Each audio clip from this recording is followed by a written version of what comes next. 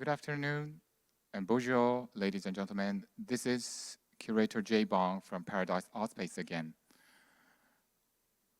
Time flies, really, and now we are reaching to the last day of our Media Art Festival, INSCAPE, Voyage to Hidden Landscape. I do believe you appreciated, enjoyed, and immersed yourself of amazing 3 days of live performance and media facade with the constellations of artist lineup we prepared so far. Today is, I say, is a very important in other way because we have a precious chance to have a deep conversation with all the participating artists about their artworks and the theme, post-pandemic reality, with the artist as well. So the session will be as follows. The phase 1 will consist of the presentation from each artist about their projects, artworks, performances contributed in this festival. And the second phase, we will have a creative and free dialogue with all the artists together about the theme that penetrates all these practices we presented so far that I curated through this Media Art Festival. As I said, it's a really precious chance to gather all the artists in one space and see what types of creative energy and sparks are making during the creative dialogue particularly. So please stay tuned and watch the full session through the YouTube Live. Okay, so let's start with phase 1 session with the presentation by Mr. Herman Kolgen.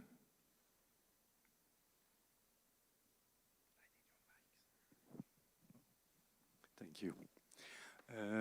I have to say first that I'm very honored to be invited here in the Paradise for different consideration because the technicality was very, very at the top of what we can expect for an artist. And I presented 8 artworks in the installation at the art space. And I was also challenged by Jay to present 3 performances at the Chroma tonight. And to be honest, to find and to assemble 3 performances together that fit also well with the theme of this event, the post-pandemic. So I think I will just talk about maybe fast because we don't have too much time, but about the 3 performances, and you will see that is related also to the installation in a way. So the 3 performances was Retina, Linksay, and the commission work from the Paradise, Bacterium. I have to say first that I can relate to each of these performances by my guideline that I worked for over 30 years now. It's the influence or the impact from the territory on our human being. So how we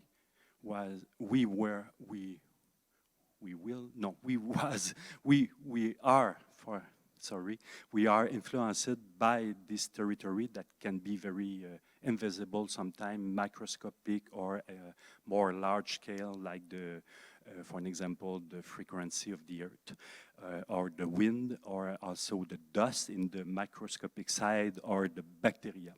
So I think also it's related to what we live now with this pandemic. So we have also to be a little bit more humble with the nature. We have to also deal with this invisible little microorganism that is so invisible, so inoffensive, look inoffensive, but for now we remark that is completely change all the planet, and it will be probably changed for again and again, because I think it will be not the only virus that we'll have. So to make short, the first performance was Retina, and Retina is the theme of this performance is how we perceive the outside world, how how the overflow of the information, the image, the sound, and it's more and more intense, by the new technology.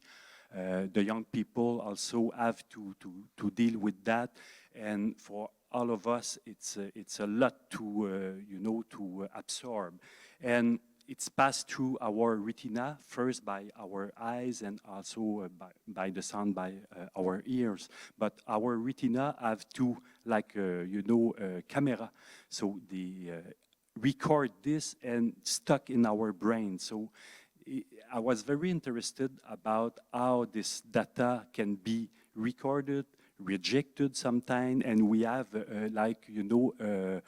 emotional filter that is decide what information will be more important or more related to our personal life.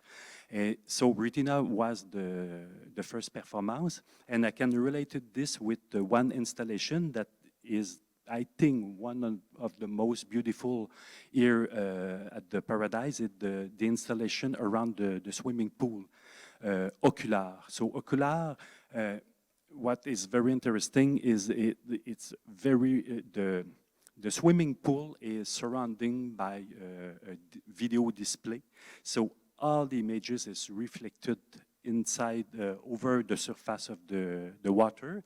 And what I like also is the audience is inside the water, and I can remark a lot of difference between when you go in an installation in an art gallery and when you go, for an example, in a place that is a public space, and the people stay very more long, 20 minutes, and watch and feel and react with the installation in the swimming pool. So I was very happy with this one, and it's related in Retina in sense that it's talk more about not what our brain stuck, what kind of information we stuck, but I talk about the cornea, so the membrane. So this installation is just about how the light, how the image pass through our teeny membrane that after that record in our brain. The second performance was Lindsay. So Lindsay, it's now maybe 7 years that I tour with this performance, and it's from a score from Philip Glass that he wrote in 1993 for the Samuel Beckett play.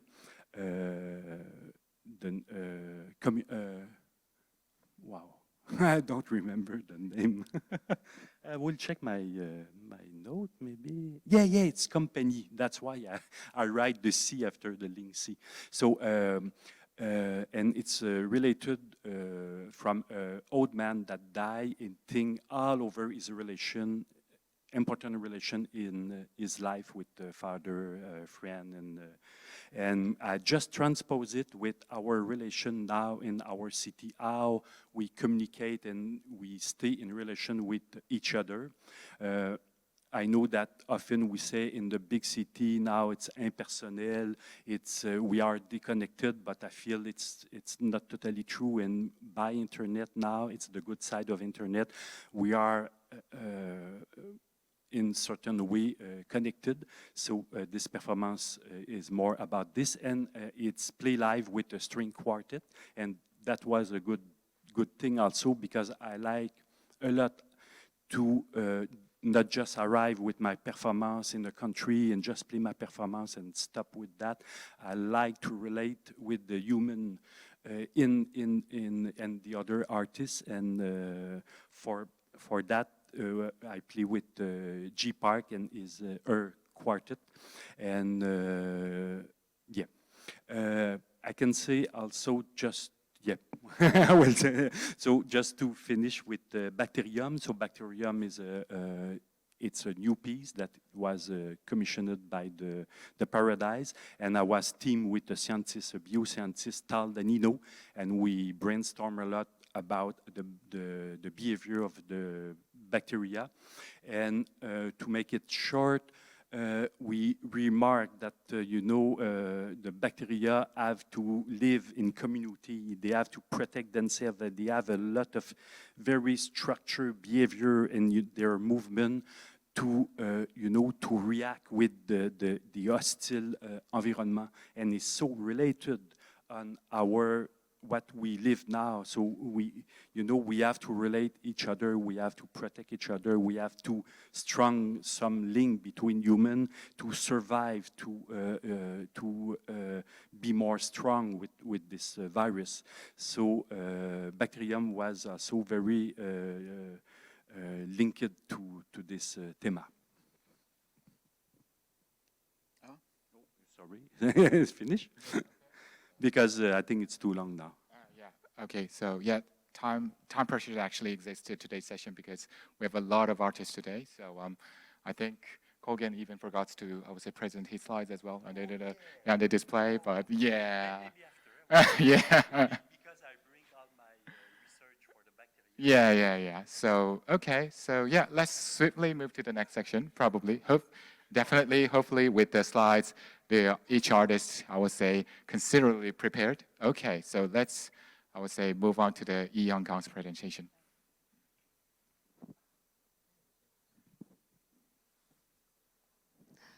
Hi, everybody. Can I have my material on the screen, please?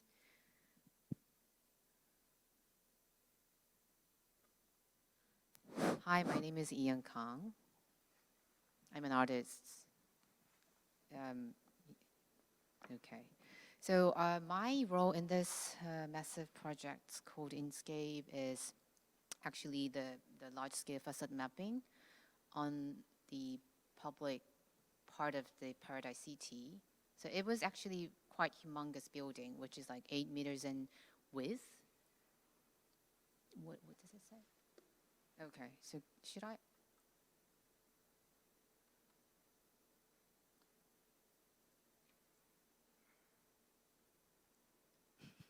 Sorry. Okay. Oops. Okay. Yes. To introduce my work, this is the building. So Kolgen's work and my work is playing together until next February. So if you're around Korea, it would be really great if you come to see it in person. And the title of my work is No Mother Nature.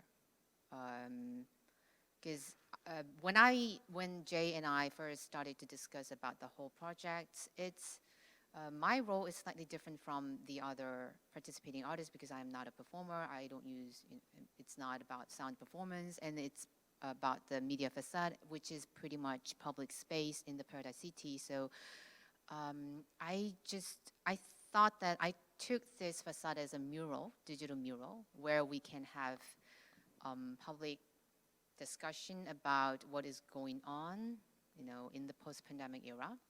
So I decided to name it No Mother Nature because I think that the term Mother Nature has a really huge problem inside of it. And we've been using it for thousands of years already.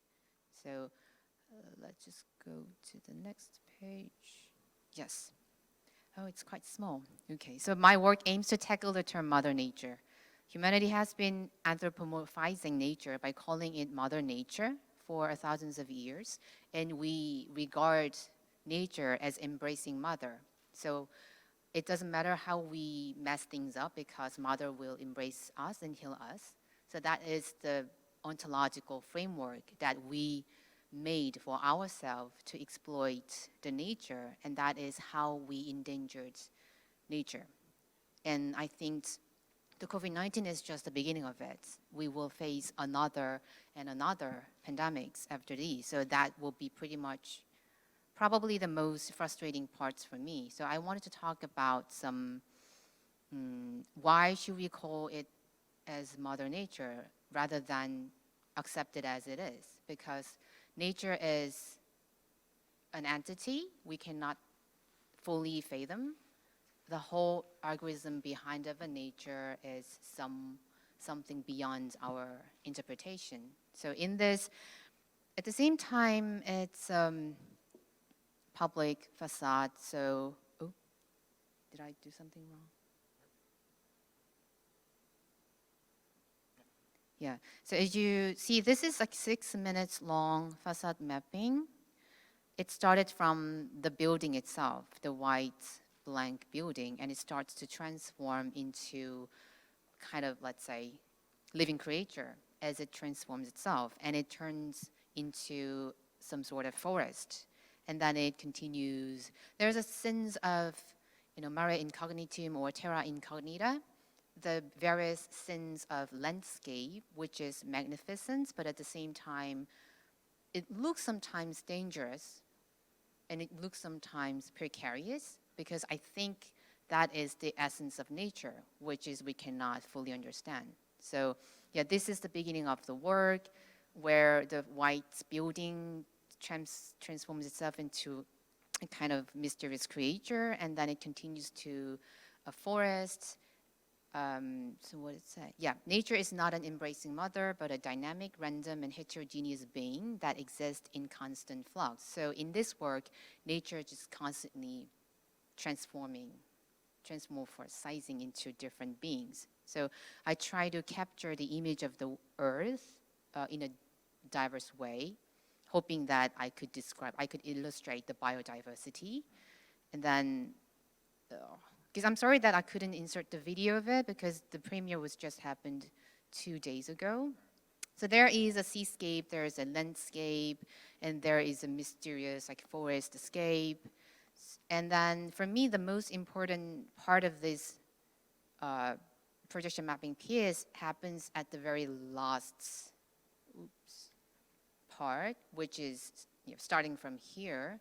This is a real footage that I filmed with the water performer, with the camera crew, because I wanted to talk about we should stop calling it mother. So that's the reason why I used a female performer rather than male performer. Yeah, is this? Okay, so in the last part of the work, the woman's body is submerging into the déporté. This is to avoid the sexist interpretations of nature and to fathom nature as a dynamic force that can swallow humanity in just 1 second. I just wanted to say that there is no mother nature. So this, because I wanted, make incorporate digital and physical and real footage and generated footages at the same time into this 6 minutes long video, hoping to provide some dynamic discussion, people who see this, and an artist participating in this INSCAPE project. So, yeah, that'll be it. Thank you. Thanks very much, Yiyun. I would say, I have to, I would say, reiterate that the first impression that I got from his artwork is really so recharging that I will take talk in the last part. Okay, so yeah, Matthew, would you?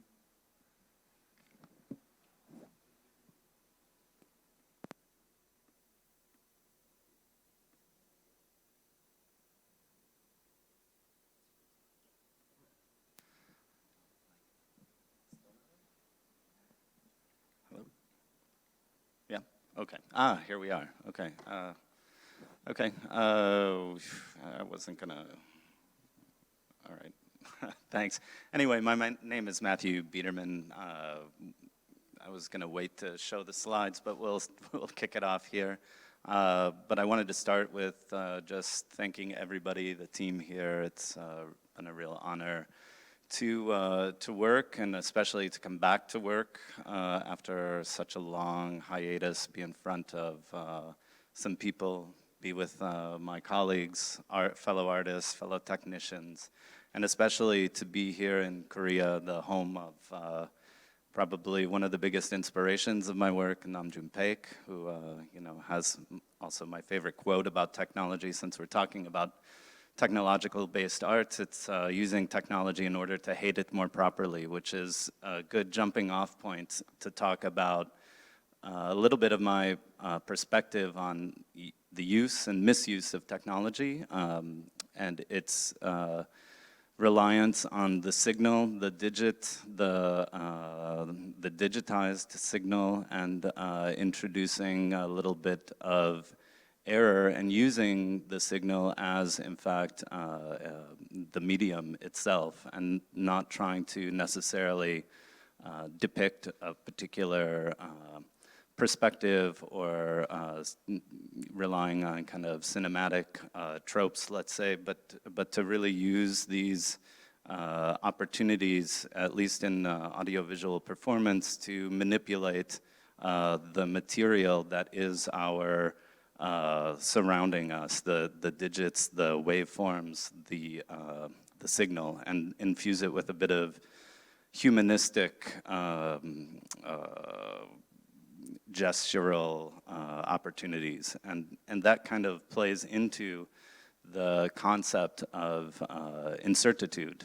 And so one of the perspectives that, as the visual half of the performance that I'm responsible for, where Alain is responsible for the audio portion, which he'll talk about in a moment, but my perspective is to really dig in and use some analog systems and allow for the space to allow for the system to have some incertitude within the actual playing of a system. So, and that goes back to this idea of incertitude, the kind of Heisenbergian, it's also the uncertainty principle in French, incertitude. So it's this inability to place or to understand where a particle is or the speed in which it's moving. And we can determine that only one of those things with any degree of accuracy. So it's this kind of quantum paradox that has yet to be sort of understood in all of its sort of complexity, in which, if we do begin to understand that, maybe we can finally come to terms with Einstein's general theory of relativity. But that, I'll try not to get too geeky with that. But this kind of process, and I think the emotion of the project for me is about this speed. For those of you that have seen it either live or will see it here on YouTube, there's a lot of speed, there's a lot of emotion. It's kind of a thing that sort of chugs along and is very physical kind of situation, let's say. And maybe at this point I'll hand it to, please.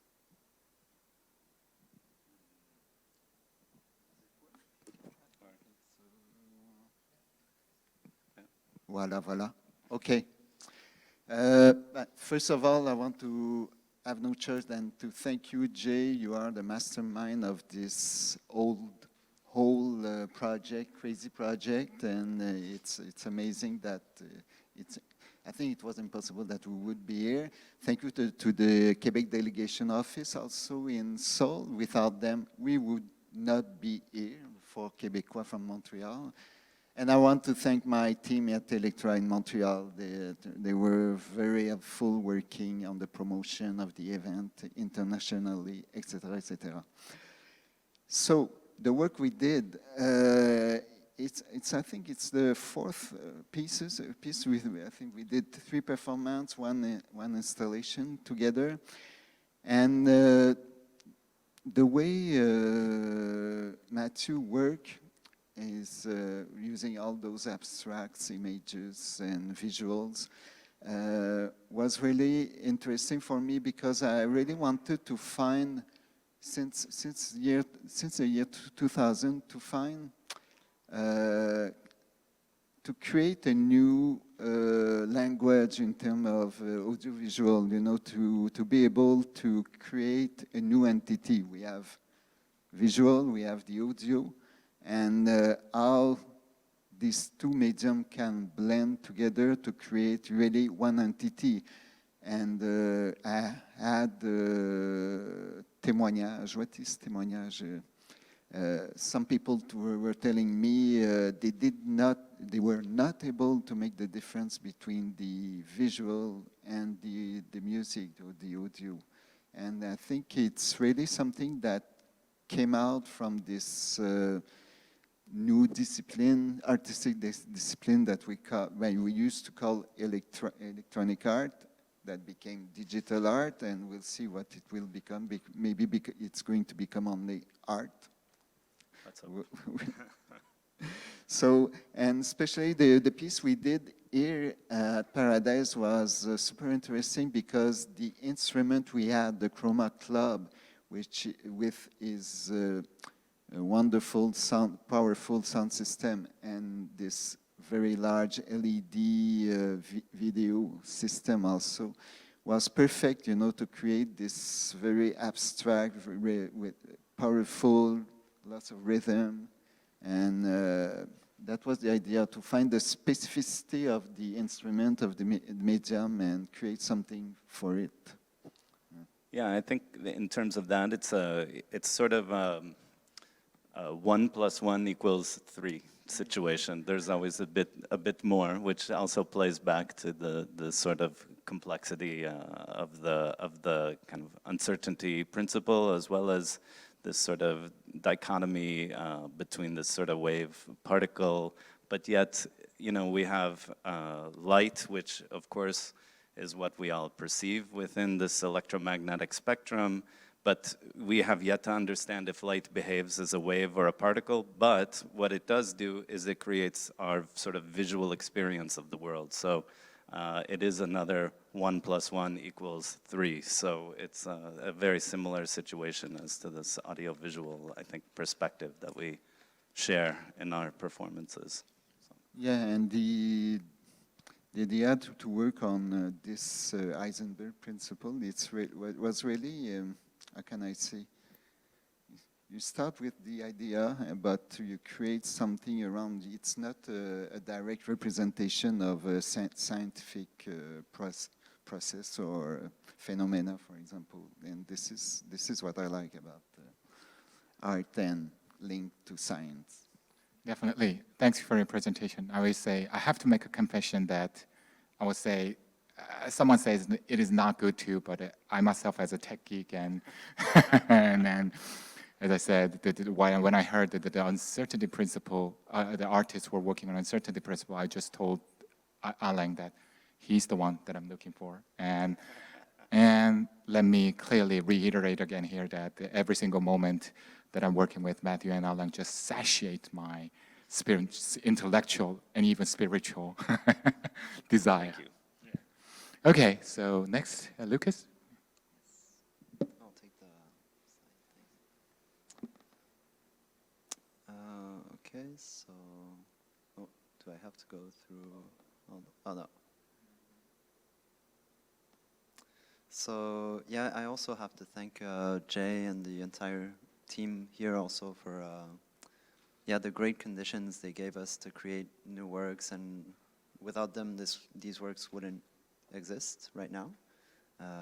So yeah, it was the best conditions to be able to create. So if the slides are working, click the down button. Oh, do I have to go through all of it? Yeah, Okay. you have to make a long trip to reach your, yeah. You have 37 slides, right? It's going to take a while. Okay. So here is Matthew's work. Gosh, Matthew. This one. Too well prepared. This is sabotage. Ooh. Ah, okay. Okay, so I created a new work for this event called Sustained Light Chain. Maybe I'm going to quickly go through some selected works, kind of to arrive to the work I created for this event. So I've been building a lot of instruments, software, doing some visual research for the past 15, 20 years. And in my work, I usually, it's very technical, where I get into creating my own software, controllers, systems. And actually, what it's been about is working with the synthetic material. And so I use a lot of audio synthesis, and I think visuals, I create visuals also in a very synthetic manner, like generative, real time, and it's synthesis and it's mathematics all happening at once, and that I have control of, and that I'm organizing and using as a medium. So for this work,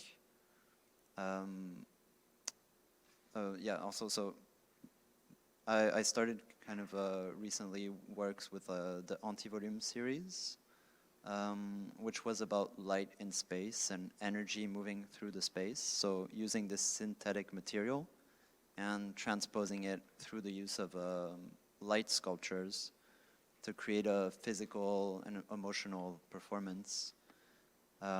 So it's gone over many iterations over the years and different setups, different ways of using light and trying to represent energy and this synthetic energy of signals and mathematics in space. Then another work called Emotional Synthesis, which was my first work with video. So using, again, generative real-time video. I used no video clips in my work, like no fixed medium. It's all math happening at once, on the spot, through shaders and software. And this work was touching on themes of kind of commercial branding, advertisements, the way advertisement is really very present in our lives and kind of overwhelming us and influencing us on a really subconscious level. And I wanted to create kind of a space of freedom from that, but kind of like reflecting on it. Here are some images. This work was an installation, just again, kind of working with light, working with this concept of advertising and like these kind of advertising LED panels that try to grab your attention, but then kind of do their thing together when they're closed. And so, and this is another work leaning up to the work I created here. That was about continuing this look at commercial powers and advertising powers, and also dipping my toes into game engines and as a really interesting medium that's emerging, or well, has been emerging for a long time. So finally we arrive at Sustained Light Chain, which was the work commissioned for this event. When I was first thinking about the themes and proposed themes, I really wanted to recenter on the environment and, of course, the global warming crisis. Like, we've been thinking a lot about it. It's on everybody's minds.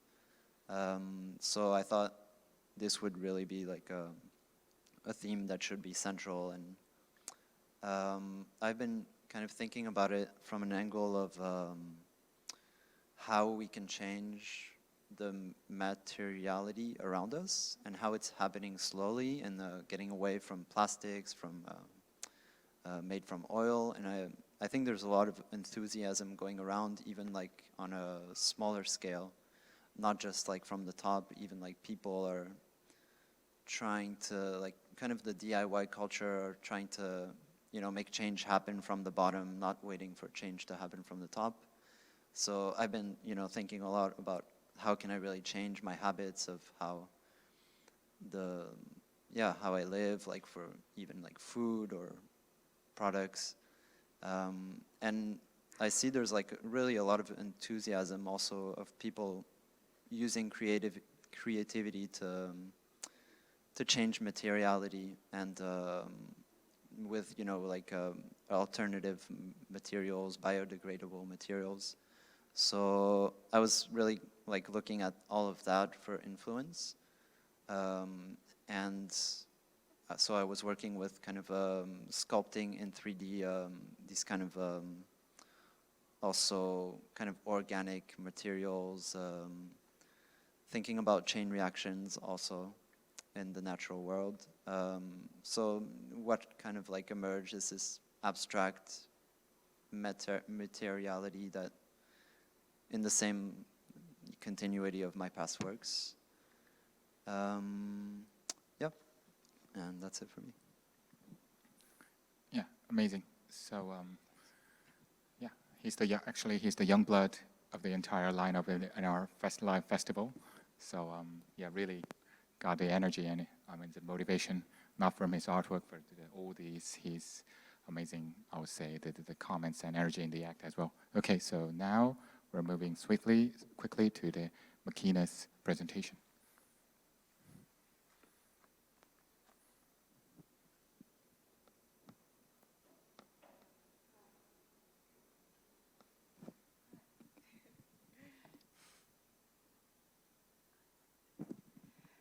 Hi, I'm machìna, and I must say I'm really honored of this opportunity, and thank you, Jay, for every curation in this condition. Like Lucas said, it has been amazing few days for all of us. And yeah, actually, I'm not a good speaker, so excuse me that I'm gonna just read this. Oh, okay. Oh, sorry. Yeah. So today I would like to talk about the story of my album, Compass Point, which was the starting point for the performance that I present through INSCAPE called Mirror, the Compass Point, on Friday at Chroma. I've always been interested in the invisible things that we live in among. That's why I'm in love with music in the first place, because I feel that sound is clear proof that invisible material can be stronger than visible. On another level, over the past 2 years, we have faced another thing that we cannot see with our own eyes, but that has immensely a lasting impact on our global society. COVID-19 could not be seen, but its immensity has been felt all across the world, almost suffocating us in every small part of our daily lives. This microscopic virus that we continue to face has so much power because we cannot see it. And for that reason, this has definitely been much more scary than any visible danger. I'm often thinking that we are actually right in the middle of World War III.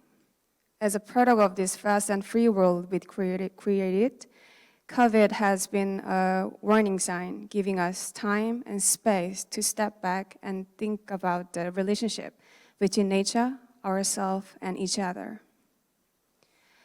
Humans created the tools and rules for our convenience, but nature never told us such a thing. We made a society for a better life and to help each other, but at the same time, we have lost our individual freedom. This system is perhaps the most powerful thing humans ever created.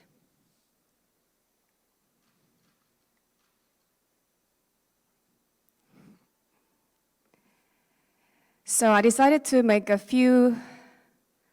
new album amidst this terrible context. I started to think about how isolation might actually be a positive thing. So I decided to actively isolate myself to create a scenario where time and space were mine, and I could use this distance as a way to explore their relationship. That's the hut that I'm gonna talk about next.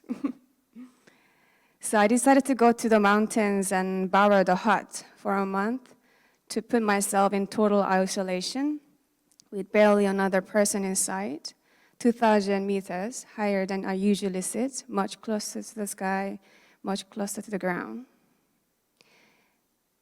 Here I could step back and from the system and avoid all the possible effect could be control that could make me believe something that I didn't really want to. This is the hut in April.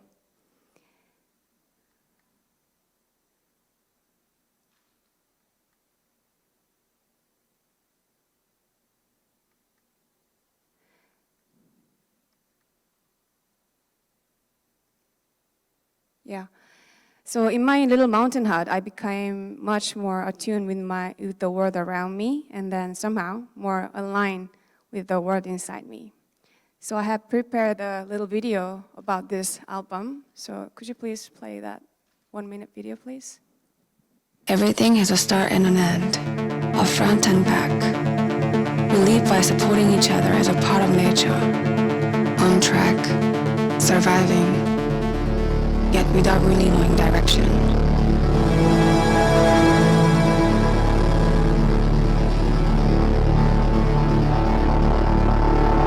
I was afraid, but I had to face it, leaving me completely alone and then slowly looking inside me. It's not about picking around and letting it float like a cloud, but holding it, shaping it, and speaking out loud.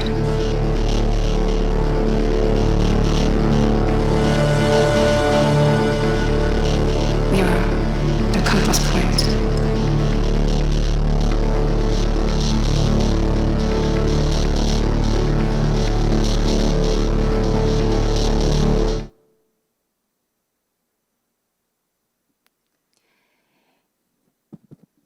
Yeah, for my INSCAPE performance last Friday, I expanded these ideas through 2 modes of expression.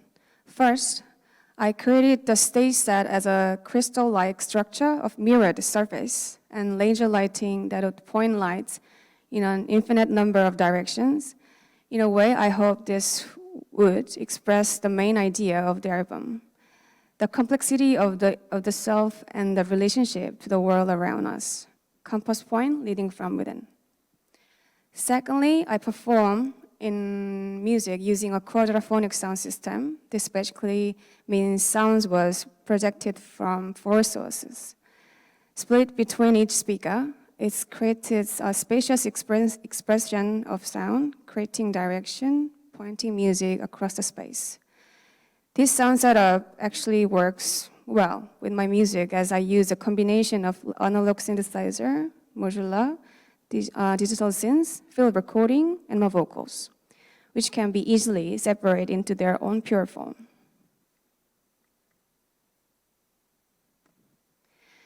In the end, I feel that this kind of critical awareness is really important to find out who we are, which can be the first step to understanding each other and this world. And I hope this work and these ideas can motivate others to look beyond the everyday and the create something space to think and realize the present. Thank you. Amazing, I would say. She's the particularly unique, I would say, takes a particularly unique position in the artist lineup because she's the only one that touches, I would say, not the specific theme but more like a more fundamental way that the thinking make us thinking about the deep side, deep down there of our own selves, which I will also talk in the second phase session as well.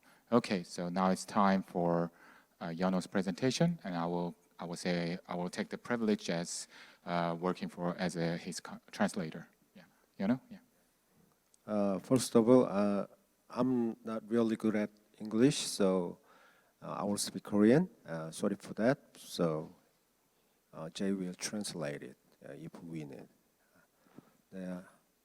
네, 안녕하세요. 저는 연호라고 합니다.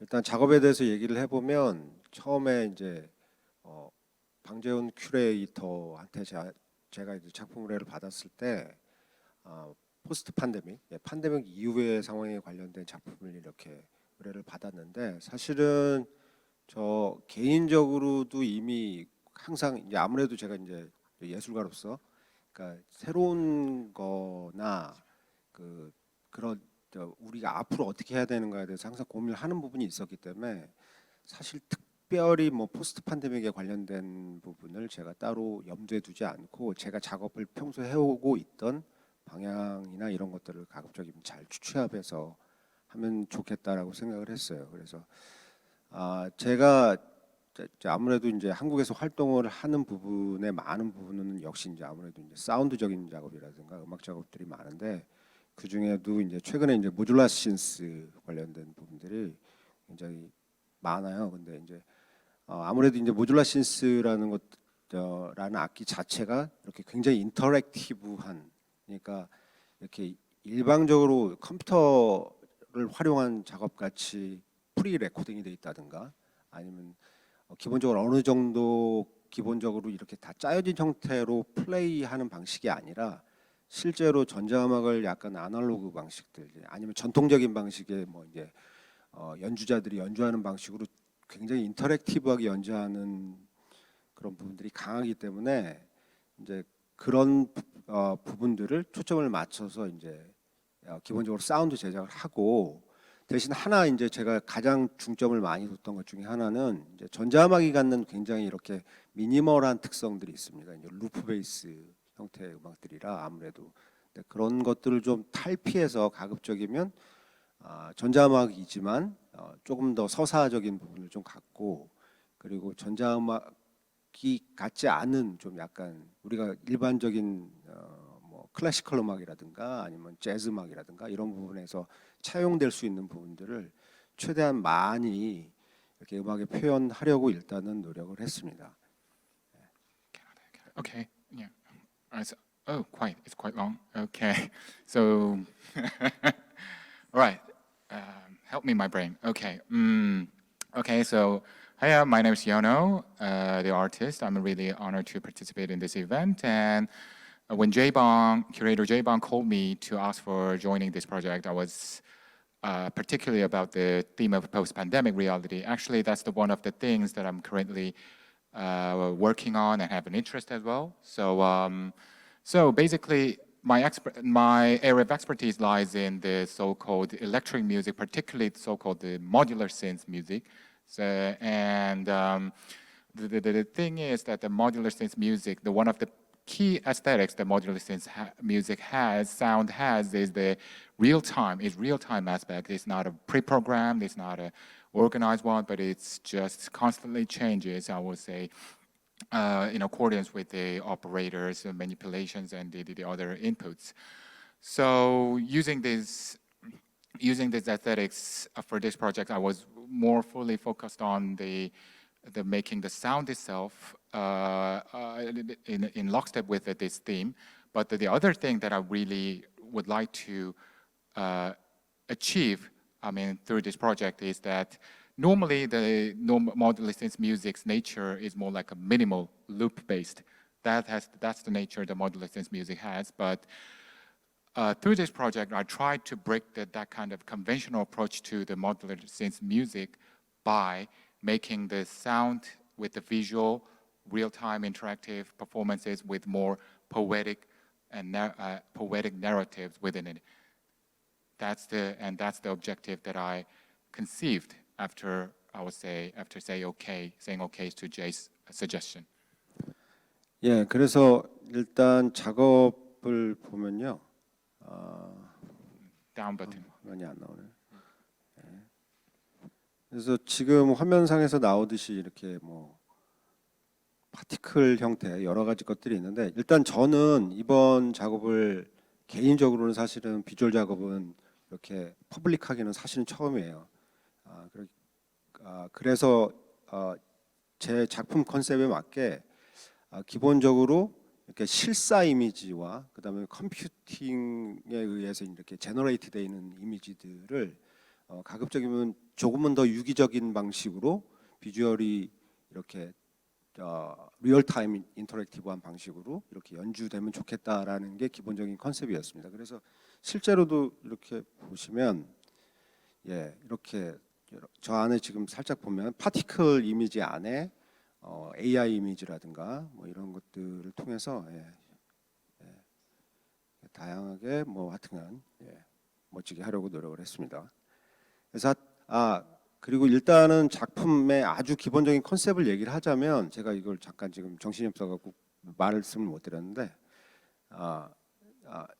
제가 느낀 이 소위 요즘 얘기하는 뭐 머신러닝이니 AI니 뭐 제너레이티브 아트니 이런 부분들에서 특히 AI에 관련된 부분에서 한 가지 아쉬웠던 점들은 뭐냐면 그러니까 이게 너무 인간을 위주로 인간만을 위한 그러니까 모든 기술이 인간의 편의에 초점이 맞춰진 형태로만 발전하는 것들에 대한 문제의식이 제 개인적으로 좀 평소에 있었기 때문에 이게 결국 AI라고 얘기하는 인공지능이 어느 정도 이상의 실제로 지금도 뭐 이미 인간의 능력이나 한계를 벗어나는 부분들이 굉장히 많기 때문에 그러면 그게 자아를 갖는다는 얘기인 거고 자아를 갖는다는 얘기는 결국 인격체라는 얘기인데 그러면 어디까지 뭐 그걸 단순히 AI 물건으로 생각할 것인지 아니면 진짜 인격체인 사람과 같이 생각할 것인지에 대한 고민을 좀 해야 된다.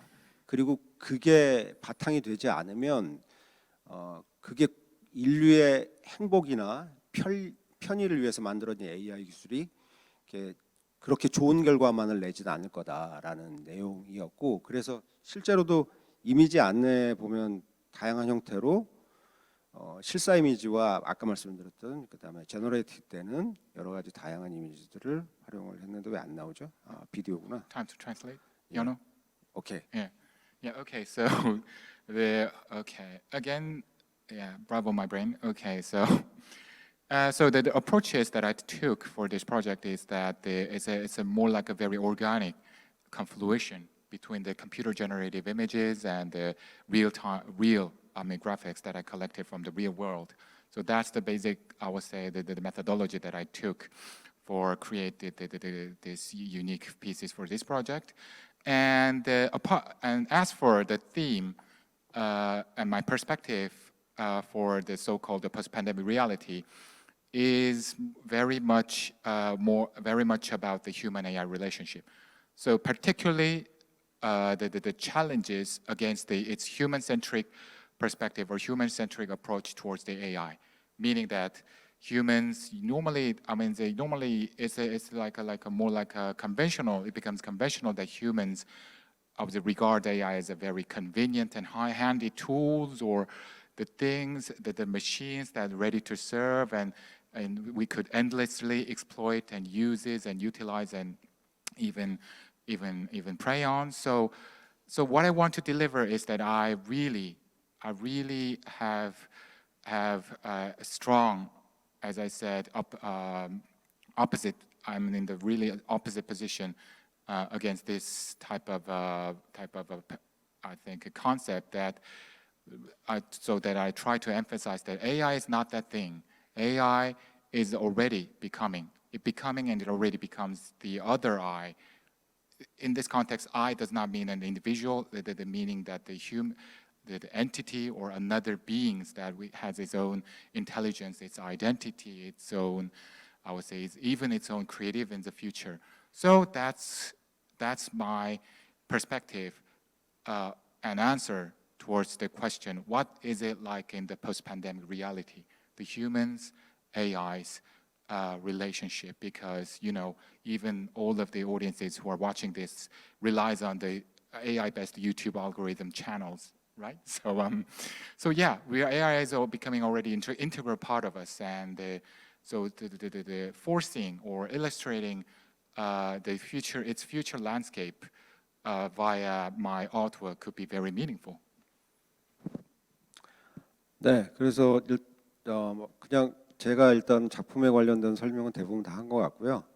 마지막으로 이렇게 아주 훌륭하신 큐레이팅을 해주신 방재훈 대리님에게 감사를 드리고 그리고 이렇게 좋은 기회를 주신 파라다이스 시티 관계자 여러분들에게도 다시 한번 감사를 드립니다. 감사합니다.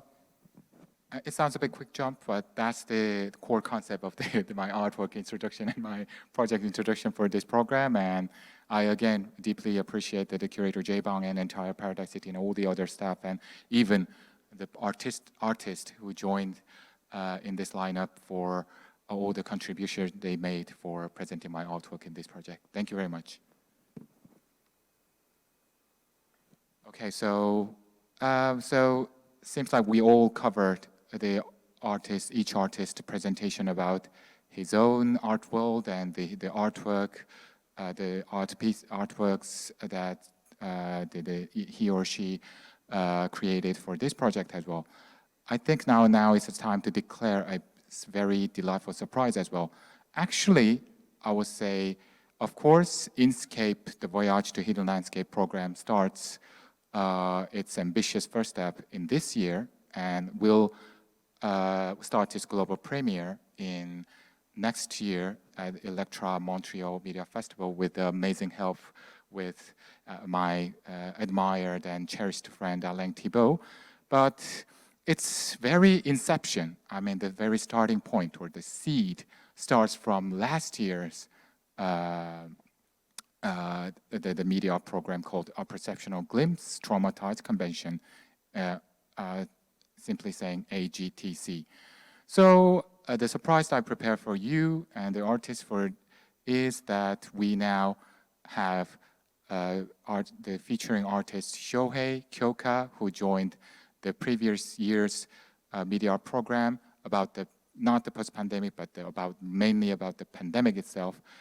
So they will more than happy to join as a sort of alumni of this entire, I would say, the voyage that I designed. So I think maybe it's a good idea to hear about their projects, I would say just quickly, so that we could, I would say, make some more rich context about what we're gonna discuss in our next phase session. Okay, so Shohei Kyoka, are you there? Yeah, can you hear me? Yeah, we can hear you, and okay. we can see you also. Okay, konnichiwa. Okay, can you hear me now? And Kyoka, you there too? Yeah, hello. Okay, so we can see you, Kyoka. Could you turn on your video as well? Oh, my video not on? Okay, now we're looking at you. Yeah. Yeah. Okay, yeah. So let me explain at first for me. Sorry? Okay, as first, thank you for introducing us. And I'm Shohei Fujimoto, and an artist based in Tokyo. And we were participating in project Paradise City last year. And I'm happy to join this talk session. And actually, I saw a live set on first day, and it was great. And okay, so let me explain like a procedure from Tokyo to Incheon 2020 as showing a video I prepared. So would you mind playing a video I provided? Yes. So footage is ready. Now go. Yeah. Yeah. Video play 주세요.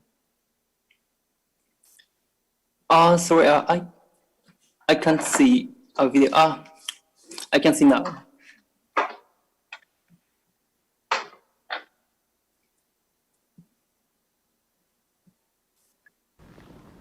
Okay, this scene was this scene was taken in airport.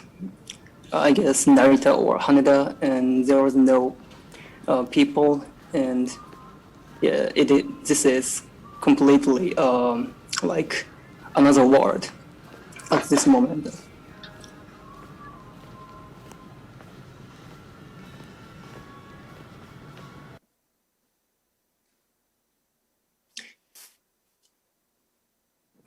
And I got isolation 2 weeks in Incheon and this thing was, yeah, it's like a memory in isolation place. Yeah, good memory.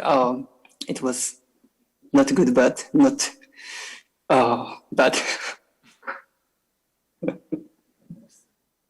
Yeah, we all know. Yeah, the quarantine, 2 weeks quarantine. Yeah. And then this is the situation in on site, and we prepared 20 laser bars.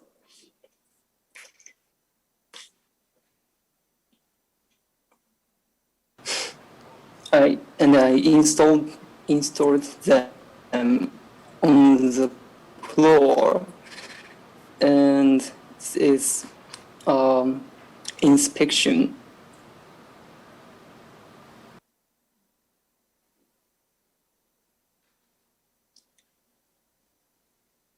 And it was difficult to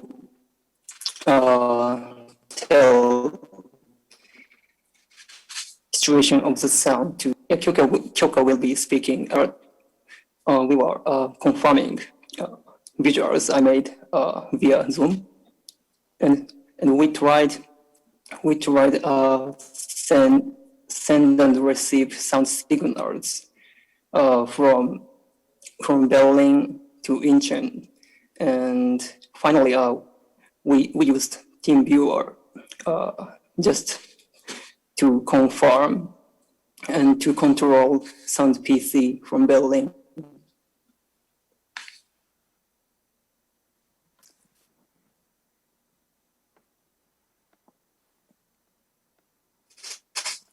And we shared each parameter exactly like this.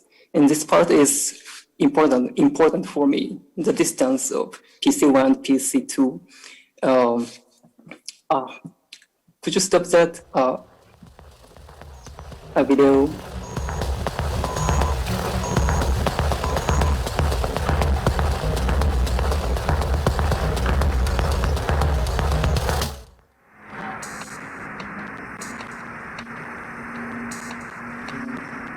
I made a virtual sphere using countless laser modules. And as we know, COVID is invisible, but we have been capturing existence of COVID. So I treated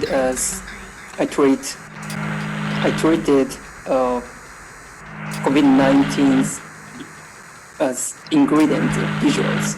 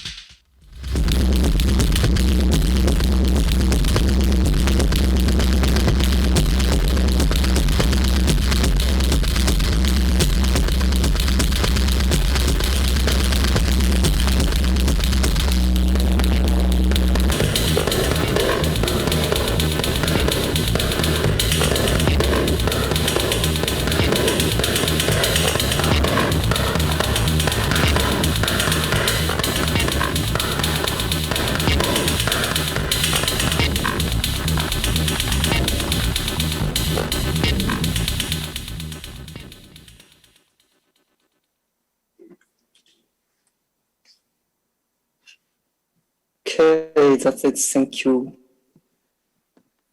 Thank you very much, Shohei. And I believe Kyoka is now listening just out of his video as well. So I think it's a very, I would say, good opportunity to what we did, me, Shohei, Kyoka did last year to, I would say, make the very, I would say, the initial or I don't say primeval, but it's our initial journey that leads to the, I would say, the birth of this year's INSCAPE program.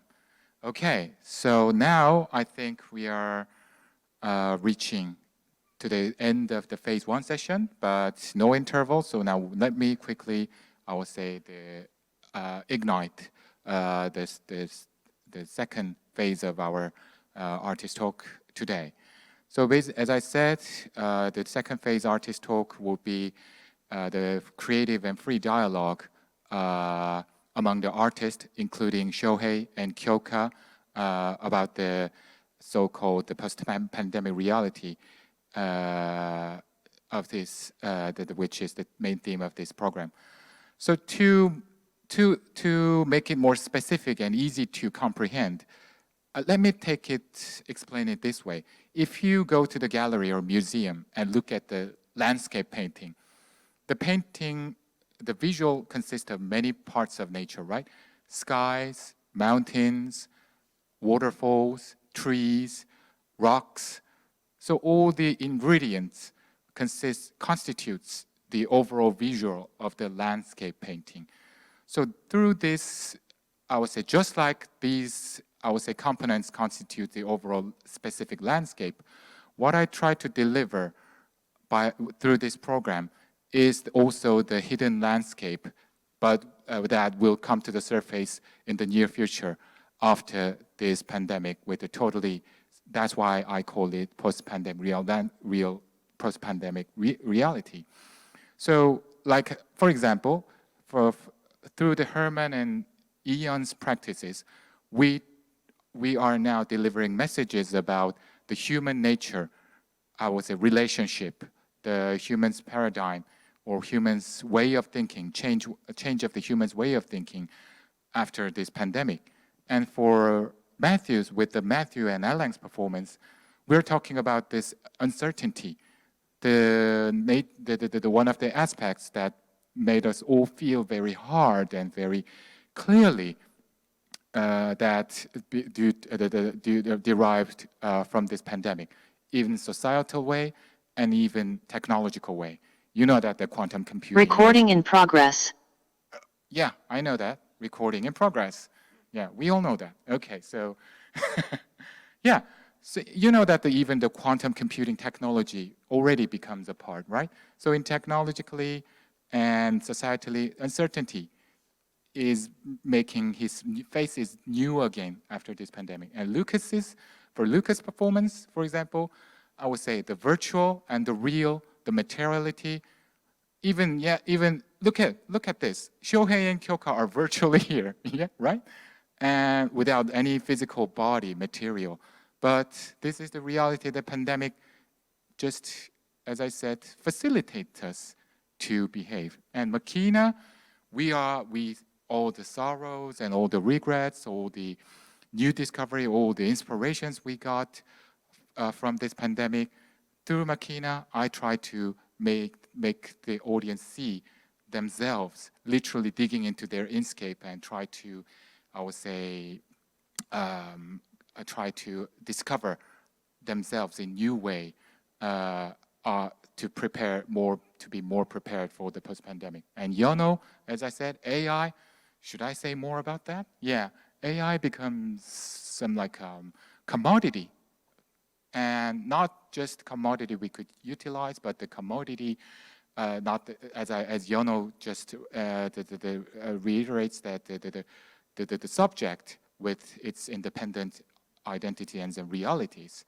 So it's okay. Forgive me if I does not use this French word appropriately. Through this grand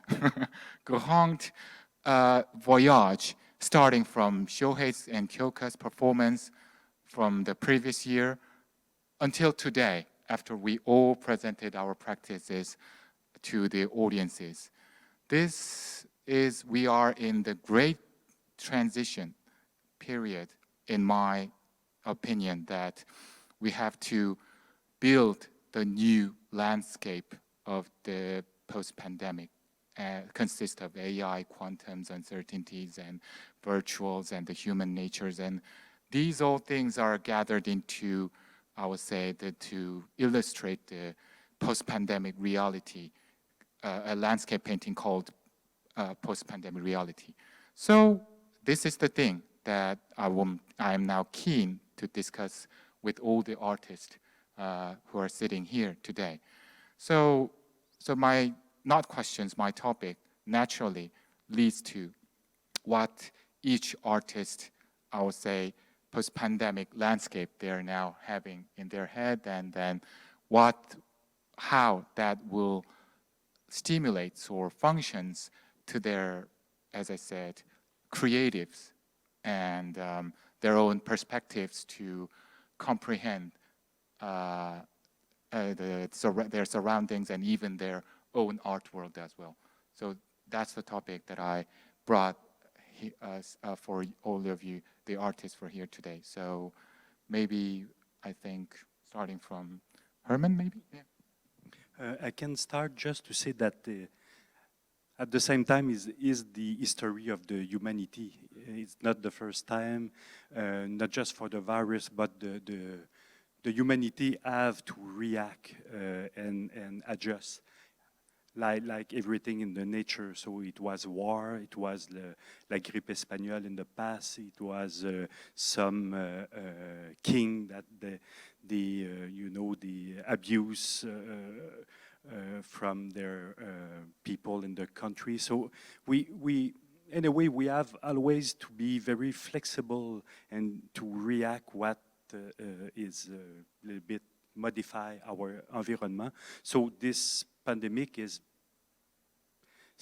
maybe something now that is globally, it's around all the countries. So it's something very special. It will be also in the near future that the weather, and we will have to react with something that I think will be very more important than this pandemic. But on my personal perspective, I can say that I reflect a lot about this, and I start to change my habit about the creation, not just about the travel, the flight and everything, but I mean also the device that I need for creating my work. In the past, like a lot of artists, we are very spontaneous. We are in the kind of fever of creation. I order something and I use it to build my thing. And now I start to just question if what I buy, is it created or produced with a certain respect with the nature. And sometimes I try, because to be honest, it's very not so easy. It's easy to be conscious about that, but it's another thing that to be more to integrate this in my day-to-day creation, and to stop hurting and hurry to buy something, and maybe wait to have a product that is maybe more sustainable with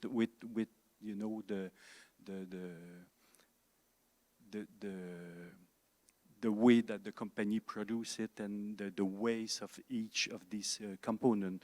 So yeah, it's beside the food, it's beside for sure all the other things that all the people have to take care, but on an artistic point of view and an artistic behavior in the creation, for me, it's just trying to add this in my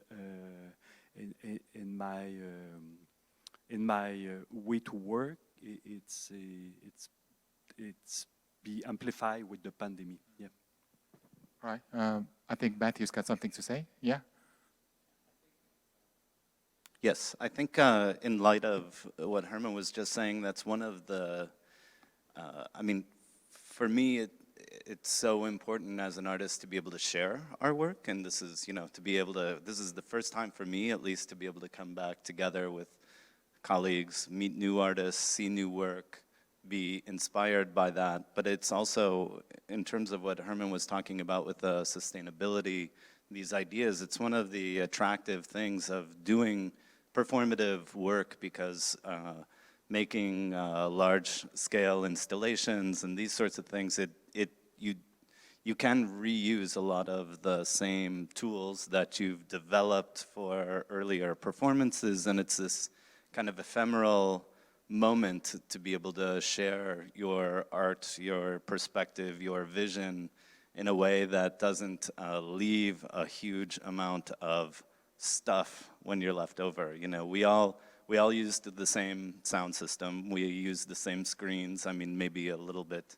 with a different variety, but this was the same kind of instrument and space, which I think is points to an interesting paradigm for art making, art sharing, and these sorts of things. Because yeah, that's clearly one of the unique nature, yeah, that has become the part of this program as well. And I know that the machìna also was very heavily inspired and impressed by Herman's artwork as well. Yeah, during the pandemic. So, and also the unique, as I've said in the previous session, given her unique, I would say, the nature of his performances, touching as I said, the INSCAPE of the humans. So I would say I'm very curious about your, I would say, opinions about my topic.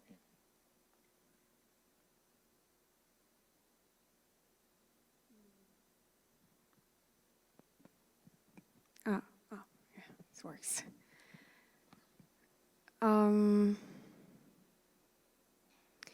I focus the inner self because I think that's the only thing I can fully invest in. Probably the first thing I can do something in this situation, because I can control myself, right? And then as I see this situation into more like a political kind of competitions and other, you know, you can see a lot of ugly stuff, and I felt really sad. And I really wanted to do something and like sending some message that we can still change ourselves if you actually know how this system works and try to aware things. And I think the next landscape definitely can be more individual and then more care, like, and of course living with the landscape. And we actually really need to, like Yiyun and Herman, everyone agreed, I believe that we need to think about the nature first, because we just borrowing this, we never own it. Yeah, that's my opinion. I would say, I totally agree, and just machìna just created the natural flow. I think this also, I would say, continues to the Yiyun's, I would say, ideas about the topics, yes, because, yeah, it's truly as a resonatable, topic. Okay. So I think it's also kind of overlapping with our yesterday's conversations. I think because traveling back and forth here in London, Canada from here, Japan to here, it was entirely different experience. And then I thought that we probably took landscape for granted. We put scape in everywhere, like soundscaping, you know, landscaping, INSCAPing, and then all of a sudden, traveling itself has become so difficult. And probably that could be, but that's the reason why I decided to start from the rhetoric instrument, which is Mother Nature. The humanity, we love to abstract, complicated notions and concepts so that we can, you know, label it, popularize it, so that we can understand it, we can exploit it. So also, yeah, landscape, other artists already have mentioned amazing comments. So probably I would also put some lights on the term itself, how we used the term landscape and how we can redefine it so that we can readjust to it. So that the No Mother Nature was probably my first attempt to do that. And I don't have any specific plans, but as an artist, we talked about it with Herman yesterday, that probably all the artists participating in INSCAPE projects, we are dealing with immersive media, sound, video, audiovisual performances. And probably this medium could be more dynamic and powerful platform to share the story rather than static medium, let's say. So then, because you mentioned that Jay asked about what will be the artist's role in the post-pandemic era, so probably we could express our thoughts and concept in a more interesting way, I hope. Yeah. Alain? Yeah. Comments? Yes, this time I put my artistic director, curator hat. So since the beginning of the pandemic, we had to think differently how to present artistic work. And for example, Electra collaborated on 2 exhibitions with Hyundai Motor Studio during the pandemic. So we had to find a way, okay, what can we show, because we cannot ship anything, and right now shipping costs are skyrocketing, if I say things like that. So we had to find new strategies to show work.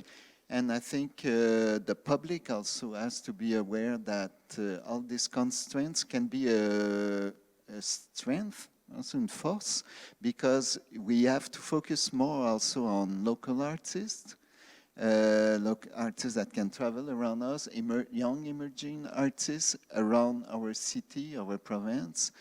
And I think this is quite on this aspect, this is quite positive, like last year we were supposed to present our 5th International Digital Art Biennale. 3 days before the opening, everything was shut down. There was a lockdown for 5-6 months. And we're going to present it next month in Montreal in November. So we have a new opportunity. It's going to be augmented. But we kept the idea that, local artists are important, and I think the public also is quite aware of this new thing. Yeah. Really, because it changes all the schedule, not just merely to change the schedule, but also change the format and overall, I would say, the nature of the event itself, right? Yeah. And at this moment, I'm really curious about the 2 amazing artists' opinion beyond the display, because, I would say both Shohei through the performance project with me last year, Shohei, Kyoka, I would say, I'm pretty sure that not learned, but felt a lot and got some inspirations. And of course, you 2 guys have showcased the practices many times since our collaboration last year.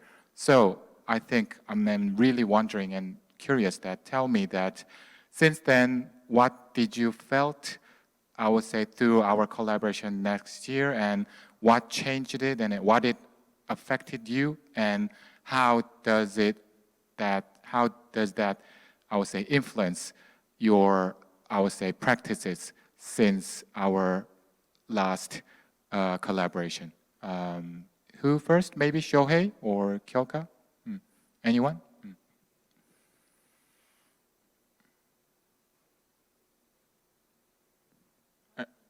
Are you guys listening? 京香さん、やりますか？ Hello? 京香さん Hello? Yeah. I'm hearing, so let me speak in Japanese to tell my thinking correctly. Can you hear me? Yeah, we can hear you. Jay-san, can you hear me? Yeah, I can hear you. Okay. So let me speak in Japanese from here. Okay. Yeah, no worries. I will translate it. Yeah.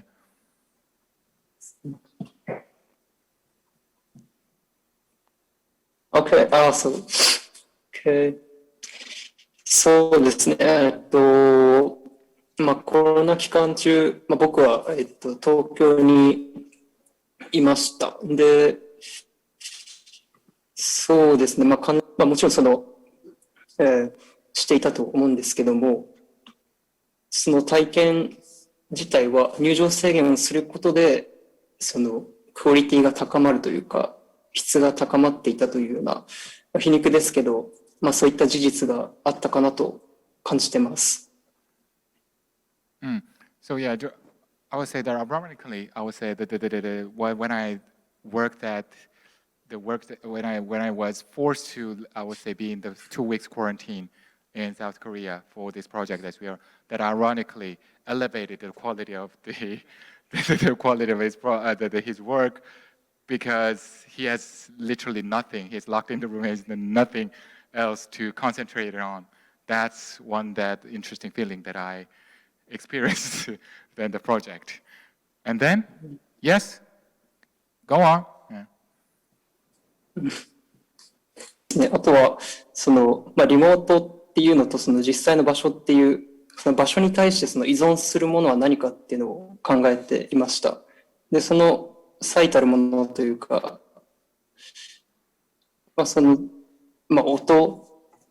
音を遠隔で共有する術っていうのは、去年のパフォーマンスでもすごく難しかった点かなと思ってますね。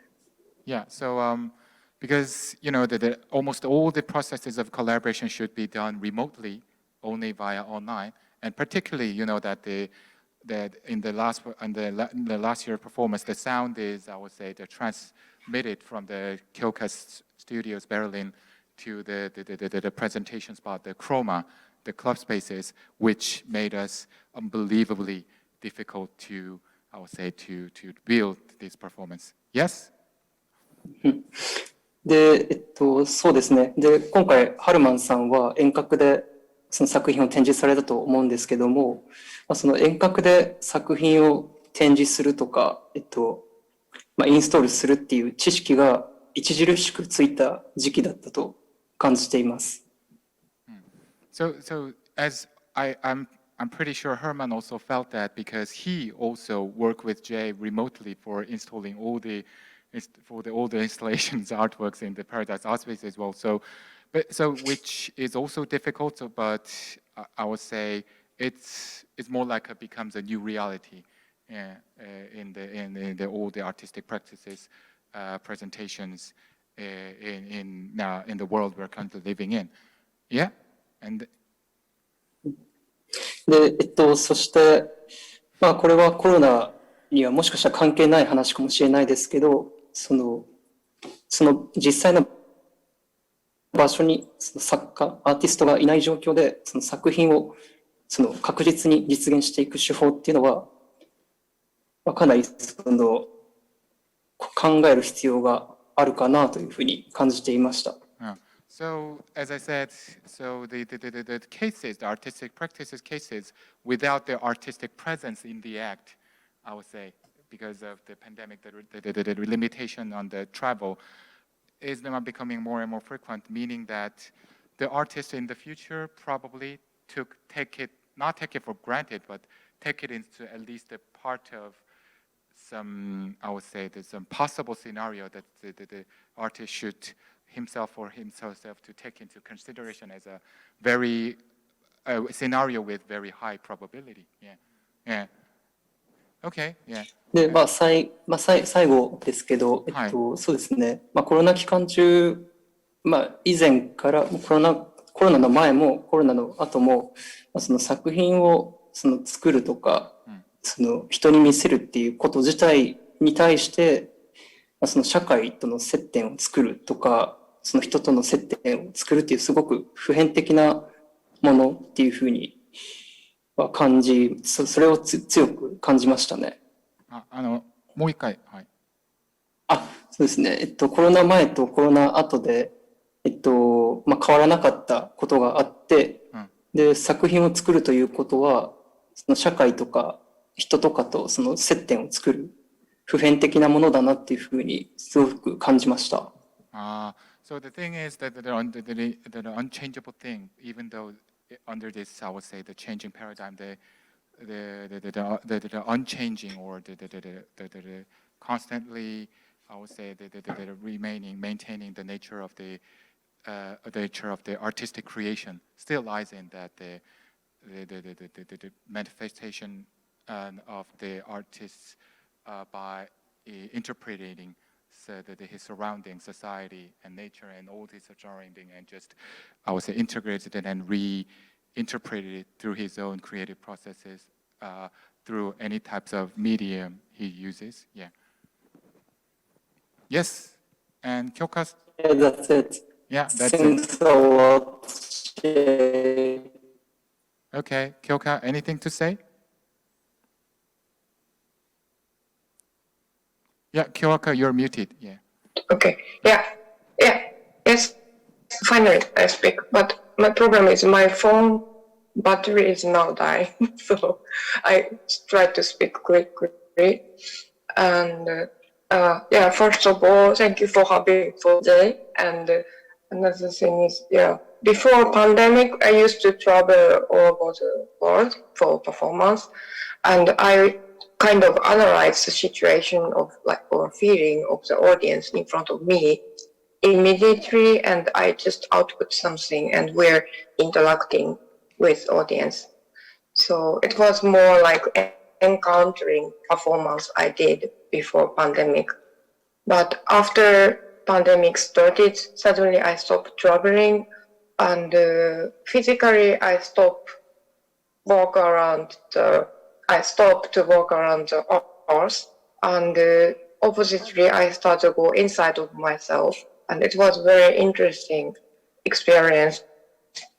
And before I had no such a calm time for my own, like to explore about myself, and it was still abstract, so I wanted to make what's happening clearly about myself. So I started to search about the brain, like chemistry or some neuroscience thing, and also for sure I'm a musician, so I started to check about the frequency and signals and some relationships of those.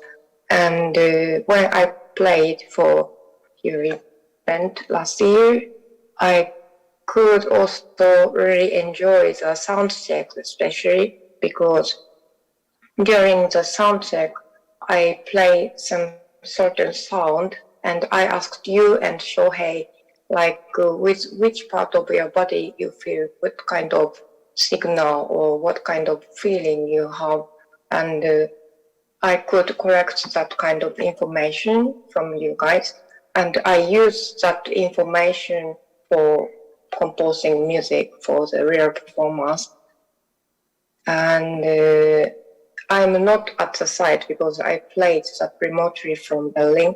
So what I could do is just collect the information and guess what will happen and play that without checking by my own. So many things was very based on my guess. And it was really real virtual for me. Maybe I have a different definition about the virtual. Like my virtual was more like guessing and observe and check output or something. And also another thing is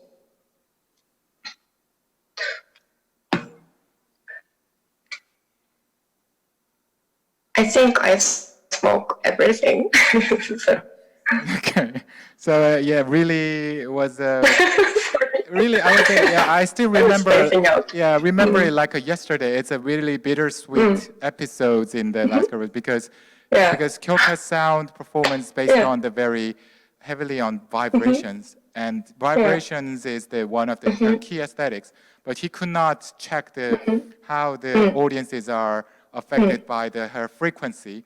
So she used me as a sort of a more motor, Yeah, so I stand in the central stage you all saw in the chroma and have to tell her what I feel after she sends the frequent signal. Oh, it's now vibrating more intensively, or now it sounds like a more peaceful. So that's the processes we experience, and she just I would say make improvements and updates. Kyokai, so just explaining. And also, sorry, Also, what was interesting for me was during you and the other girl and Shohei was standing in the center of the stage. I also tried to imagine how much water you have in your body.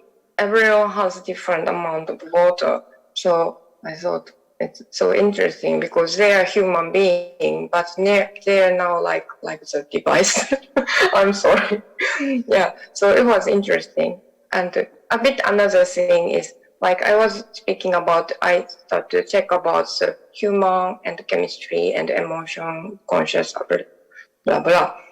And as much as I understand about myself and how my emotion is controlled by the chemistry from brain, like I start to feel like I'm really the device.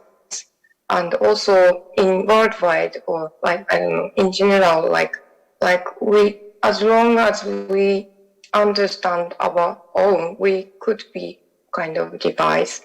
And nowadays I start to think about the old time, like when we are still like more human being. So I thought this generation is kind of the last generation of being, still could be pure human or pure device or more device.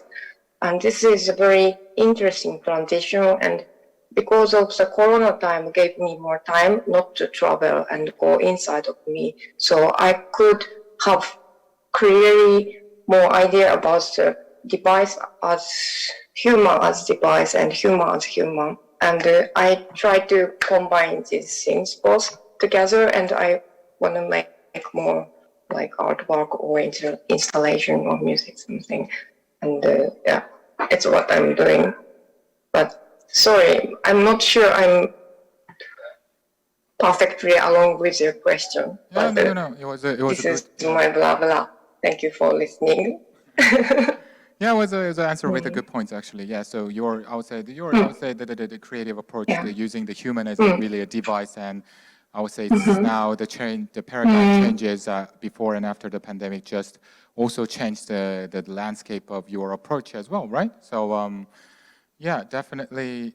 Yeah, that's gonna be the one point as an example. Yeah. So, any more comments about the first topic? Yeah. Yeah. Okay. Yeah, Herman. Listen to all the other artists, it make me think about maybe now when some artists will have to create an installation work.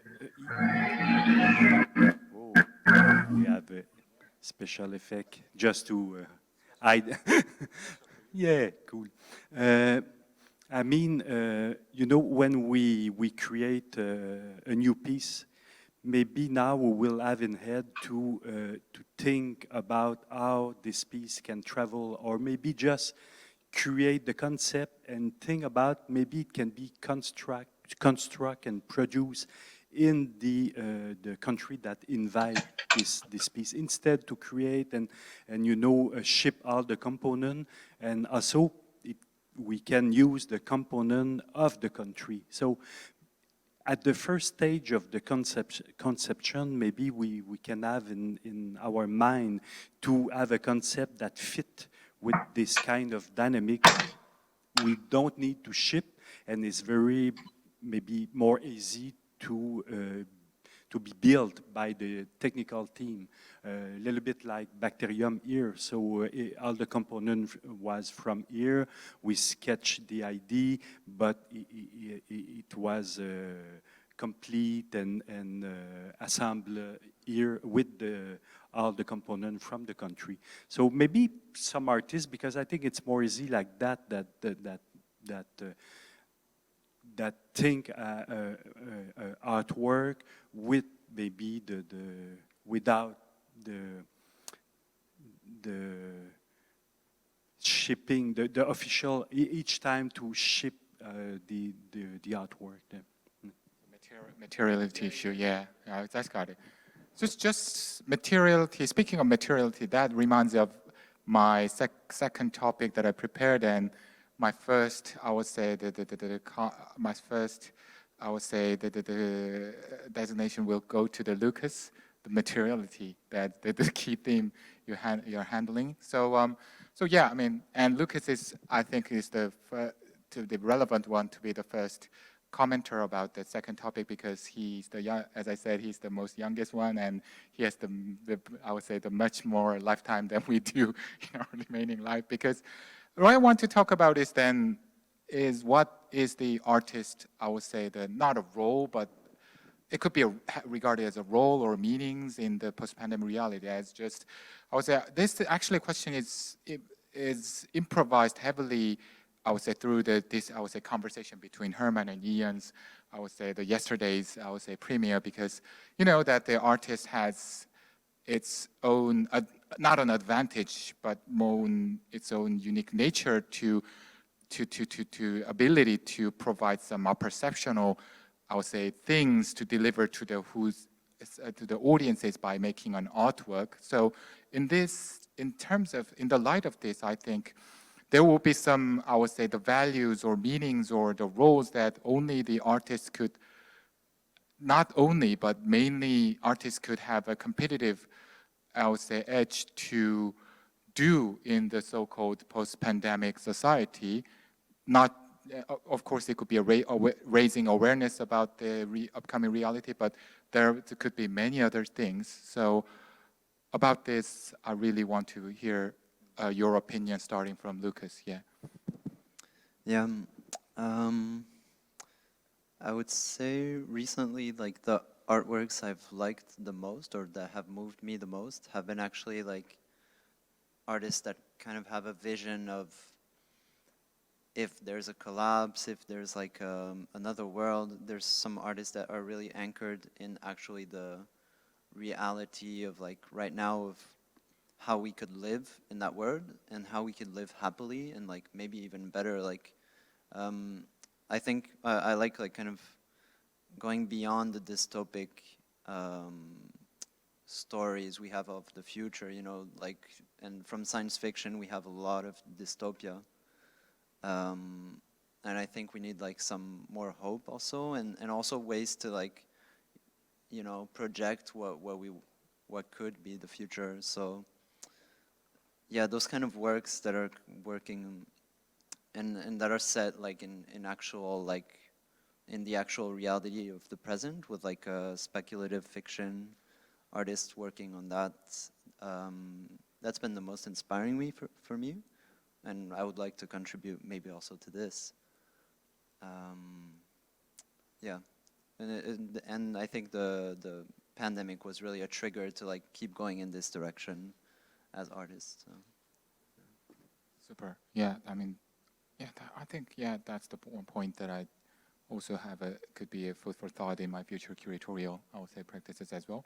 And this question also naturally calls for YEONO's comment about this, because as I said, human AI is not just the theme that just art only deals with. It's more like more like a food, could put hot potatoes for all, I would say, the social domains, right? So technology, society, humanities, some researchers, academies, and artists and scientists, all the people are saying something about the human AI relationship, of course, and it's frequently, of course, I would say, it was as mentioned and realized in very different ways that almost every way we can imagine. So in terms of this, YEONO's, your practice is also throws a lot, not just questions, but implications to us. So what do you think that your role or your artwork's role or you think could not just contribute, but anyway, through meanings to the future society? Sorry again, Korean. 일단 뭐 아티스트면 일단 뭔가 비전을 전해주는 게 가장 중요하겠죠. 새로운 이디엄이나 이렇게 급작스럽게 변화하는 이 세계적인 뭐 꼭 포스트 팬데믹에 관련된 것만이 아니더라도 기술적이든 뭐든 여러 가지로 사람이 사실 요즘 같은 경우 작가들도 적응하기가 힘들 정도로 이 기술의 진보라고 얘기하는데 뭐 어떤 사람들에게는 진보가 될 수 있지만 어떤 사람들한테는 이게 재앙이 될 수도 있거든요. 그래서 제가 사실 뭐 이번 작품도 마찬가지고 그리고 큐레이터 제이장님과 많이 얘기 나눴던 것 중에 하나는 뭐냐면 그러니까 이게 AI든 사람이든 결국 이게 소통에 관련된 문제라 너무 그렇게 기계적이거나 수학적으로 접근 그러니까 제가 많이 아쉬웠던 점들은 의외로 많은 예술가들도 너무 기술적인 부분에 초점을 맞춘다든가 이렇게 그런 거에 따라가기 급급한 느낌을 받을 때가 개인적으로 많아서 그러니까 어차피 이해도 못할 수준이잖아요. 사실 요즘에 AI 수준이라는 게 인간의 뭐 능력으로는 근데 사실 AI라는 것들도 결국에 따지고 보면 이게 머신러닝이라는 게 이 세상에 있는 거 배우는 거거든요. 사실 이 세상에 존재하지 않는 규칙이나 이런 걸 배우는 게 아니라 기존에 나와 있던 여러 가지 상황들에 대해서 학습하고 그걸 이제 인간에게 편의를 제공한다는 거니까 그러니까 그걸 조금은 더 차라리 이렇게 기술적이거나 수학적인 접근보다는 인문학적으로 접근하는 게 더 낫지 않나. 그게 제가 이제 일단은 예술가로서 갖는 자세였고 그래서 저는 항상 얘기하지만 그러니까 컴퓨터 음악을 15년 이상 했으면서도 최근에 컴퓨터를 가급적이면 멀리 하려고 하는 이유도 그러니까 조금은 더 이렇게 요즘 얘기로 하면 뭐 리얼타임이니 뭐 인터랙티브니 이런 걸 통해서 그 순간순간을 내가 살고 있는 거니까 그게 이제 뭐 어떤 날은 물론 이제 완전 망하기도 하죠. 퍼포먼스 하다가 어떤 날은 예상치 않은 아주 좋은 결과를 내는 경우도 있지만 그게 인생 자체고 그리고 그게 이제 AI 기술이라는 게 우리 주변에서 아주 자연스럽게 녹아날 때쯤이 되면 사람들도 좀 그런 거에 대해서 자연스럽게 받아들이고 오히려 나만을 위한 기술이 아니라 그러니까 서로 이해하려고 노력하는 거. 그러니까 사람도 사람이 서로 이해하려고 노력해야 관계가 원만해지듯이 기술이라는 것도 사실은 서로 이해하려고 노력하고 뭐가 가능하고 뭐가 불가능한지 그거에 대해서 하는 게 좋지 않을까. So yeah, so his answer is basically so the artist in his point of view, the most artist's important role in society as an artist to, I would say, the envision, so create a vision that could resonate with all the members constitute the society. So based on his artwork, that for example, so basically, artist is not the AI technology itself just shows the eye-spinning speed of development, right? No one can, even the AI expert scientists could hardly catch up the paces of its development. So artists should not necessarily be the pioneering technician of the technology itself. What he tries to say is that artists should be the person who actually just catches the point he could be digging in, and he could be, I would say, uses as a source of his creative inspiration, then just translate it into our own language through some discourses, or at least some, I would say, the messages to the audiences. Particularly, I think, in terms of the human-AI relationship, as she says that, for example, even the human between human needs more, needs time and effort to understand each other, right? So, according to his, as I said, his art world, AI is AI is a subject with is unique own identity and intelligence.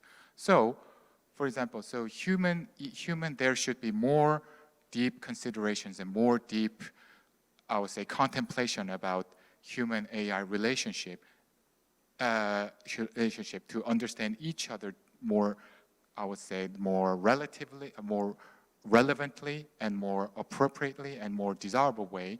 And that's the area that the AI scientists, the AI technicians, or for example, like politicians or economists could not do that, because they are just, I would say, thinking about more the rational benefit or rational the outcomes that they could, I would say, harvest from the AI, not considering the overall, I would say, the directions about the human AI relationship.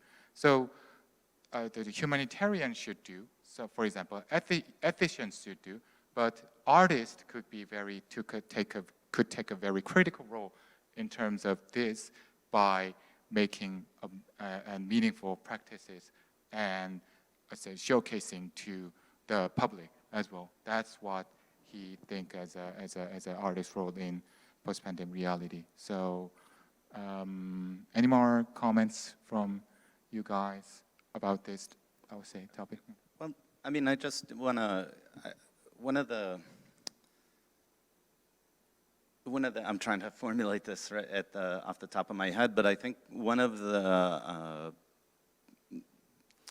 issues with technology in general is that it's often used as this solution, and so it's sort of a top-down approach for the way that we talk about technology, and rather than maybe always talking about this sort of situation, we need to think about how technology is nature. Nature is kind of a technology in and of itself.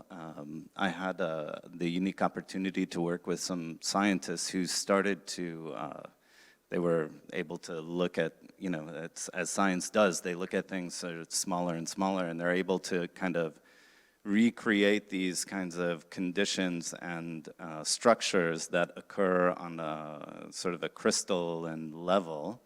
And what they said to me is, you know, what you have to understand is that, in fact, the highest technology is nature. And that really stuck with me. And I think that that's something we can all sort of think about as we employ technology to sort of address kind of technological issues, which I think we sort of all do in our work. So. I think that's a really good point that Matthew just pointed out, that, yeah, I mean, technology, it was also the issue that actually Yiyun and also that Herman, we discussed short, I would say quickly yesterday. I mean, they end the part of the premiere as well. So, yeah, I mean, it is truly the discourse that we should, I would say, consider not as an artist, also that as a human being that constantly, I would say, constantly depending on and using and employing the technologies. Okay. I think now it's already 6 p.m. now, but I've got a final, I would say, things which is very delightful. I would say it's actually it's actually a question rather than some sort of topic. So we all know that we are gonna with this lineup we're gonna, I would say, present an amazing another, I would say, the performance program in Quebec, Montreal, Canada in next year, 2022. So I assume, and I assume you already agreed that when the time has come to we fly to Montreal and present our first global premiere version, then the landscape will be changed also quite, maybe at least a little, perhaps quite a lot. So people are now saying with Corona or new normal, or I think personally do not like the term new normal because, yeah, I don't agree. Anyway, so new reality, different landscape we are gonna face in next year. So with this lineup, I'm very looking forward to it, but what's your, simply saying, it's a really casual question, so don't take it seriously. What's in your head now for me and Alain and you, all of you guys in Montreal 2022? Okay, so first to Firstly to, yeah, maybe perhaps starting from machìna.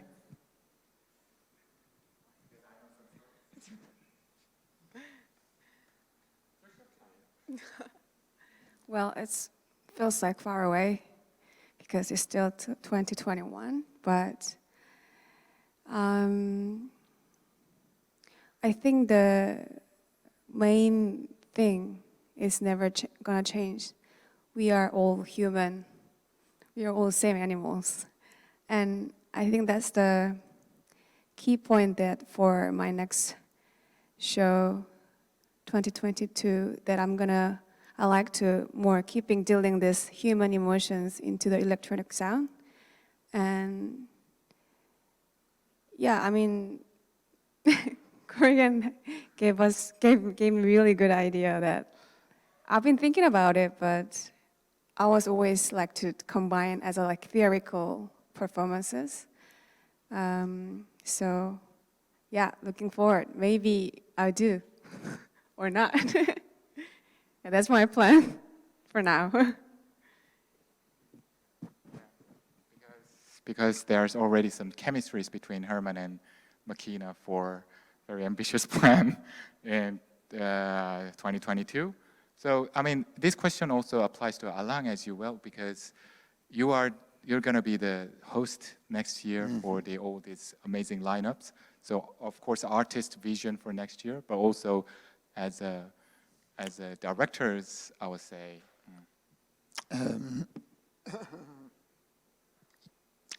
Sometimes I tend to have some kind of, I like dystopic visions and all this. It really inspired me, the strange nature of human, and because I think part of the world was partying very hard right now, and so the pandemic was kind of a wake-up call, and I think it redefined all our values. So it's going to be great to have all of you in Montreal next year, and we'll see what will happen. You know, things are going well in Quebec, and we'll see what will happen with the rest of the world, and hope we can get out of this thing as soon as possible. Yeah, I think for my part, like for the next year, it's just keeping refining this work, and especially like going more into research and the kind of the sharing of knowledge and information. That's something we didn't talk too much about, but like what's exciting now is like how much people are learning about other cultures, about, and that's the continuity, like from the beginning of the internet that happened, and that let's not forget that that's what was cool about the internet. And that's what I'm excited about, just like learning a lot of stuff, like building up knowledge collectively with like the external mind of the internet. So that's what I'm looking forward to, I guess, for next year. Yeah. Brilliant. So, okay, so I think I used up all the, I would say, the topics and discourses that I prepared. I have to confess. And if you guys, including the Kyokai and Shohei, who are over there virtually, if you guys have any comments or, I would say, questions or topic you try to throw for free our talk, I would take it as a last one, and more than happy to discuss it. Any? Okay, cool.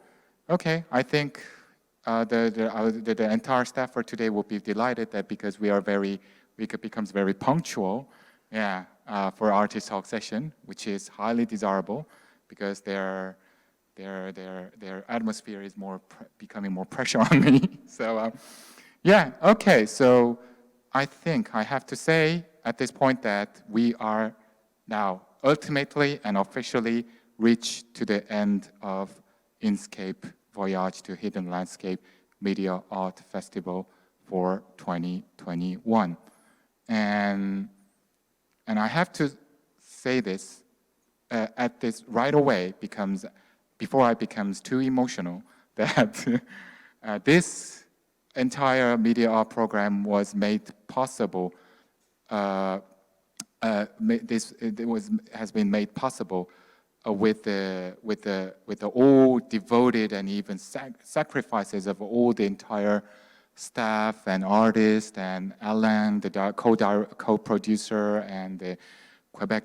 I will say the Quebec government and Quebec delegations' amazing support, and Canadian embassy support, and the numerous, I would say, numerous contributors. And I couldn't make it without even a single miss of this contribution. So, as a curator and the director of this festival, I think I can't thank you too much about your every single contributions that you made for me and this program as well, and I deeply appreciate it. And I will do my best to, I say, to make it more meaningful, not just in the future with the Electron Montreal in 2022, but also throughout my life as a curator, to make some meaningful practices as a curator. So, merci beaucoup, and thank you very much. Thank you for all of who watching this, and thank you for all who made this possible. Thank you very much, and we will see you in the future. Thank you.